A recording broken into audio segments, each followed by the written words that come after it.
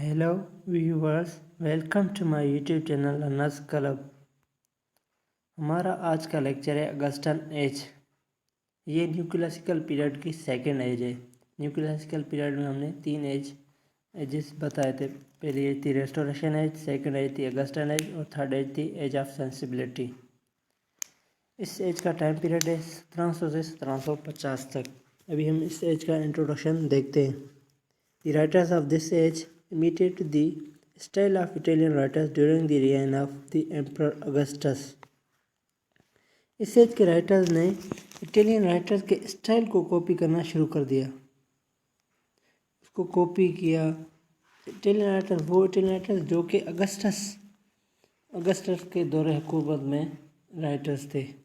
वो इटली के वो राइटर्स जो कि अगस्टस के दौरे हुकूमत में राइटर्स थे, उनके स्टाइल को इन्होंने कॉपी किया। That's why this as is called Augustan as. इस वजह से इसको अगस्टन एज कहा जाता है।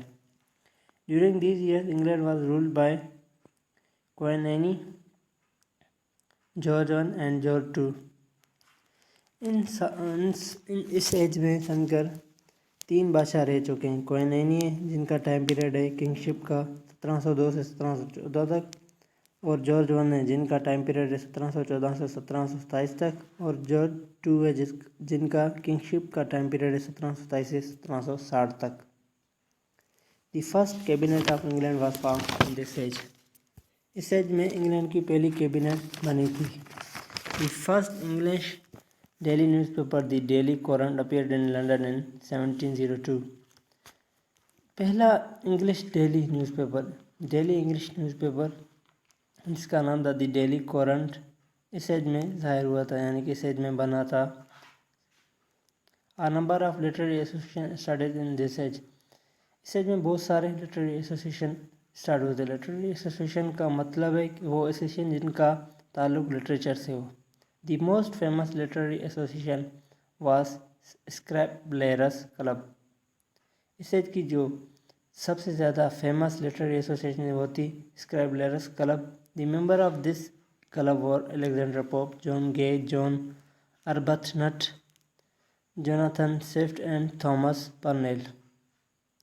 ये सारे इस एज के क्या थे? मेंबर थे।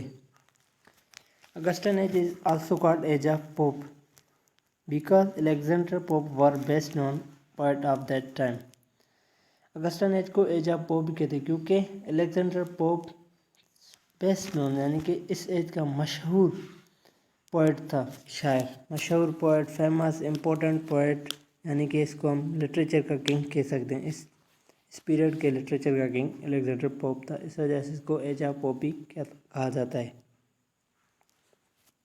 इसके बाद आता है लिटरेचर, यानी कि अभी लिटरेचर में क्या काम हुआ है इस एज में। अब लिटरेचर में पोइट्री में काम हुआ है। सबसे हम देखते हैं पहले पोइट्री में सबसे बड़ा नाम आता है अलेक्जेंडर पोप का। He was the most famous and outstanding poet of this as. एक सबसे ज़्यादा फेमस मशहूर पोएट था इस एज का। हिज फेमस पोएम्स और मेंशन बिलो। इसके जो फेमस पोएम्स हैं वो नीचे मेंशन किए गए हैं। सबसे पहली पोएम है the rape of the lock, जो कि इसकी फेमस पोएम है। It's written in the form of mock epic. ये क्या है? ये जो पोएम है ये मॉक एपिक की फॉर्म में लिखी गई है। अभी mock epic is the opposite of epic. Mock epic क्या है? जो एपिक है उसका ऑपोजिट है, यानी कि उसके खिलाफ है। एपिक में हम क्या है, बहादुरी के किस्से बताए जाते हैं, बहादुरी के किस्से पर पोएम लिखी जाती है। लेकिन इसमें ऐसा नहीं है। इसमें छोटी मामूली बातों पर लिखी जाती हैं बातें, यानी कि फजूल बातें, जो फजूल बातें हों उन पर लिखी जाती हों। इस वजह इसे ही मौके पे यानी कि फजूल बातों पर लिखना, मामूली सी बातों पर लिखना, यह क्या है? मॉक एपिक है। जिस तरह रैप ऑफ द लॉग। अभी रैप का मतलब होता है टू कट एंड लॉग का मतलब होता है बंडल ऑफ हेयर, यानी कि बालों का गुच्छा काटना। अभी इसमें कोई बहादुरी का किस्सा नहीं है वगैरह नहीं, इसी वजह से ये मॉक एपिक है, यानी कि ये एक मामूली चीज़ है। उसके बाद इसकी दूसरी पोएम है दी done cat. It also written in the form of mock epic. ये भी क्या है? मॉक एपिक की फॉर्म में लिखी गई है। کے بعد دوسرا اس ایج کا پوئٹ آتا ہے Edward Young. He was also the poet of this age. یہ بھی اس ایج کا پوئٹ ہے. And he wrote his poem Night Thoughts in 1742. اور اس نے اپنی پوئم نائٹ تھاٹس 1742 میں لکھی ہے. اس کے بعد پروز میں سب سے بڑا نام ہوتا ہے Joseph Addison and Richard Steele. ان دونوں نے مل کر ایک پروز لکھا تھا جس کا نام تھا the Spectator. It established the form of British periodical ایسے.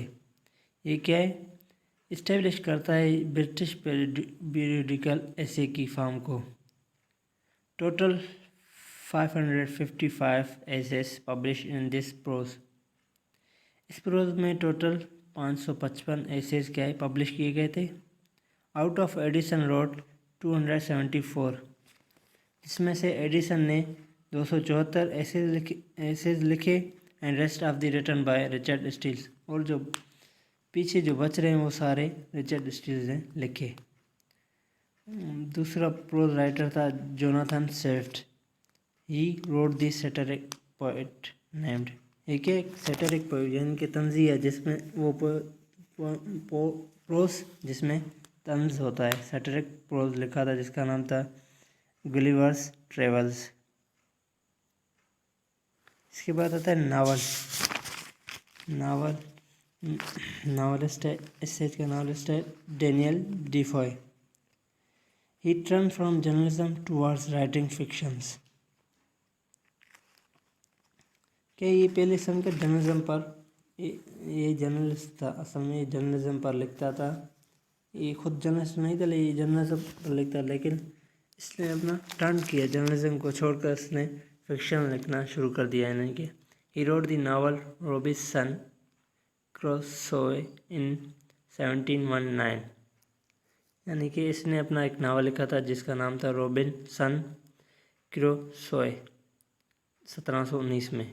اس کے بعد آتا ہے دوسرا ناولسٹ ہے اس ایج کا Samuel Richardson. He wrote the novel Pamela or Virtue rewarded. اس نے اپنا ایک ناول لکھا تھا پیمیلا جس کا دوسرا نام بھی ہے ورچو ریوارڈڈ ان 1740 یعنی 1740 میں اس نے یہ ناول لکھا. اس کے بعد آتا ہے Henry Fielding. He wrote the novel Joseph Andrews in 1742. اس نے بھی اپنا ایک ناول لکھا ہے جس کا نام ہے جوزف اینڈریوز. 1742 میں اس نے یہ جوزف اینڈریوز ناول لکھا. اس کے بعد آتا ہے کریکٹرز یا فیچرز آف اگسٹن ایج. یعنی کہ اس ایج کے فیچرز یا کریکٹرز کیا ہیں. سب سے پہلا کریکٹرز آتا ہے نیو کلاسیکل اسپرٹ کنٹینیو. یعنی کہ جو نیو کلاسیکل اسپرٹ تھی وہ اس ایج میں بھی کنٹینیو رہی. اس کے بعد ناولز اینڈ جرنلزم بیکن. یعنی کہ اس ایج میں ناول لکھے گئے جرنلزم پر بہت جرنلزم شروع ہوا. یعنی کہ جرنلسٹ بنے. اس کے بعد number 3 translation of great classical text continues. اس ایج میں بھی کیا ہے گریٹ جو کلاسیکل ٹیکسٹ ہے ان کو ٹرانسلیٹ کیا گیا تھا انگلش میں. اس کے بعد آتا ہے نمبر 4 پر urban culture over powers literature. یہ جو اربن کلچر تھا ثقافت تھی اس نے کیا لٹریچر کو بے بس کر دیا اوور پاورز کر دیا. اس کے بعد آتا ہے سیٹیریکل پروز اپیئرز. یعنی کہ اس ایج میں سیٹیریکل پروز لکھے گئے تھے. سیٹیریکل کا مطلب طنزیہ پروز لکھے گئے. Lyric poetry losses dominance. یعنی کہ جو لیرک پوئٹری تھی اس نے اپنی اقدار کھو دی. اس نے اس ایج میں جو لیرک پوئٹری تھی یعنی کہ لیرک پوئٹری اس ایج میں نہیں لکھی گئی. اس ایج میں یعنی کہ موک ایپک لکھی گئی ہے. ہیروئک کپلٹ کی فارم میں لکھی گئی ہے. موک ایپک کی فارم میں لکھی گئی لیکن لیرک کی فارم میں نہیں لکھی گئی ہے. یعنی کہ لیرک نے اپنا ایک اقدار کھو دیا. Thank you for viewing my video. اگر میری ویڈیو آپ کو اچھی لگے تو میرے یوٹیوب چینل کو سبسکرائب کریں اور میری ویڈیو کو لائک کریں.